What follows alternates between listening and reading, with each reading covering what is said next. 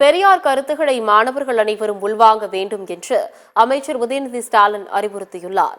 சென்னை கோட்டூர்புரத்தில் நடைபெற்ற தந்தை பெரியார் சொற்பொழிவு நிகழ்ச்சியில் உதயநிதி ஸ்டாலின் உரையாற்றினார். அப்போது பேசிய அவர், பெரியாரின் கொள்கைகள் எக்காலத்திற்கும் பொருந்தக்கூடியதாக உள்ளது என்று கூறியுள்ளார்.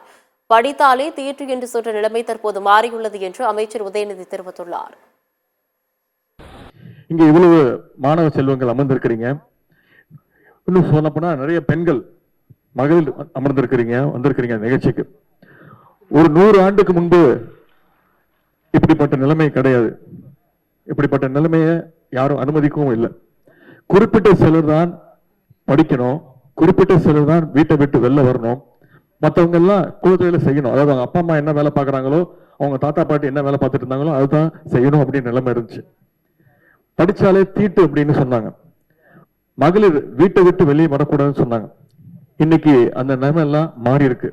எல்லாரும் படிக்கிறதுக்கான நிலைமை உருவாகி இருக்கு. எல்லாரும் வேலைக்கு போறதுக்கான நிலைமை உருவாகி இருக்கு.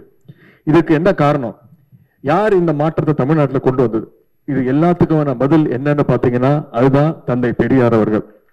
பெரியாரை பற்றிய இந்த கருத்துக்களை அவற்றை எல்லாம் நீங்கள் கூர்ந்து கவனித்து உள்வாங்கிக் கொள்ள வேண்டும் என்று நான் கேட்டுக்கொள்கின்றேன்.